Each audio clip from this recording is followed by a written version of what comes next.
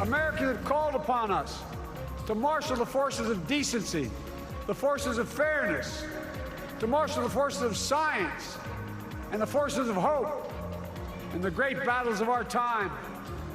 The battle to control the virus, the battle to build prosperity, the battle to secure your family's health care, the battle to achieve racial justice and root out systemic racism in this country.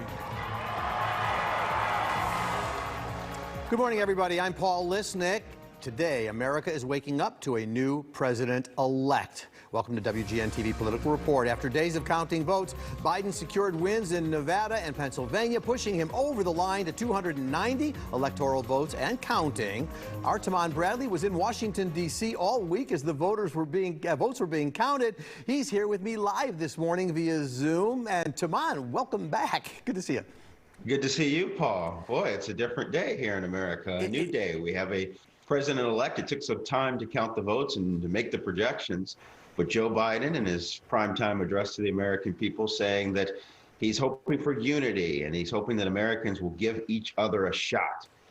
We've been very polarized. We'll see if that happens. Yeah, and of course, he's also recognizing the fact that, look, there were over 70 million people who did vote for President Trump. I'm just curious, given your time in Washington, did you have a sense, as you were surrounded by people in the crowds, was there more of a Joe Biden fan presence or more of a President Trump support group around?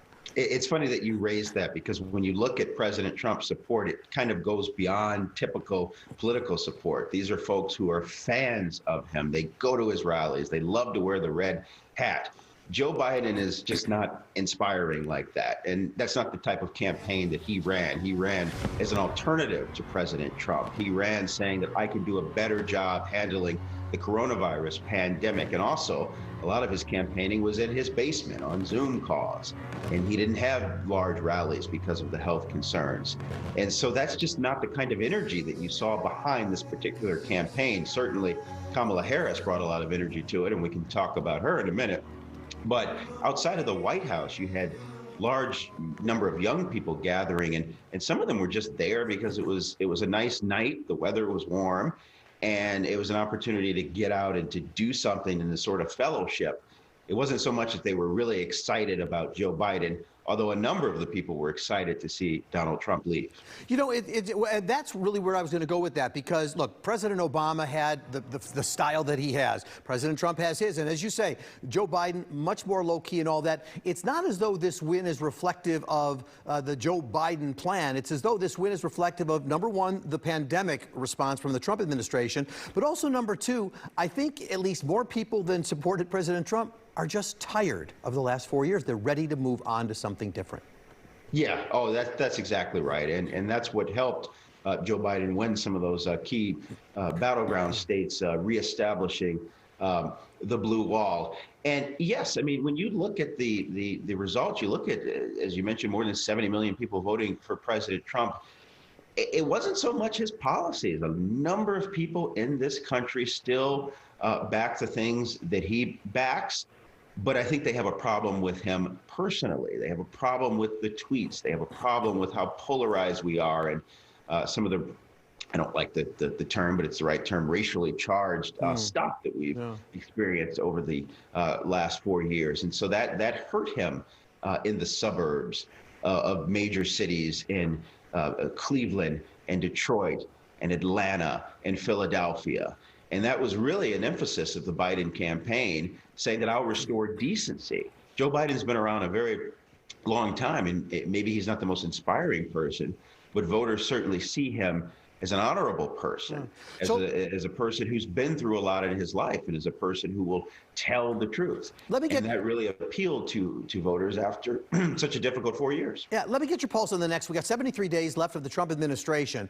And, the president has some options. Whether he'll concede or not, I don't know. He doesn't have to legally or constitutionally. But here's my question. Do you think he spends the rest of this time sort of saying, well, we better work on that stimulus package for the COVID crisis. We better get some of these national policies that are part of my philosophy in order? Or does the president spend his time primarily sort of saying, what do I need to do to protect me, my family, and people who are positive to me in my life, and I'm going to protect them? Which way do you think it goes, if either? Oh, definitely the latter. One has to wonder, is he going to pardon himself and pardon family members? And and stuff like that. Look, this is a president who I think is still processing what has happened, which is understandable, right? He's disappointed.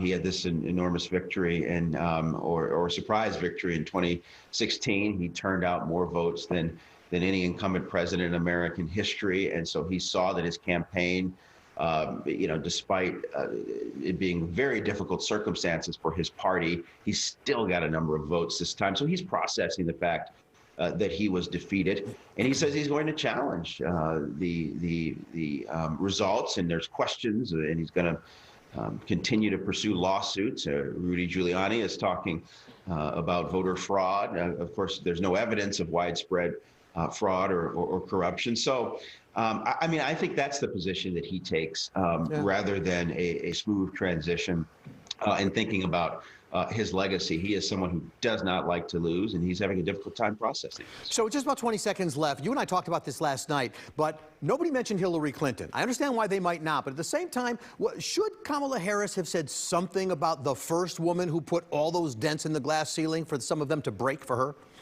I was very surprised about it. She acknowledged Black women in the Democratic Party who've been the backbone of the party, and how this is very much a reward for their loyal service to the Democratic Party. I was surprised. I mean, that makes you wonder if it's something personal there going on. But, they want to be forward-looking, and she has, the glass ceiling is not done yet because she's not president, but it certainly has enormous cracks in it. And what a symbol for so many people that a Black woman is now the vice president of the United States. All right, our political reporter, Tamon Bradley, welcome back from D.C. I'll look forward to seeing you again soon, and we'll talk to you. Take care.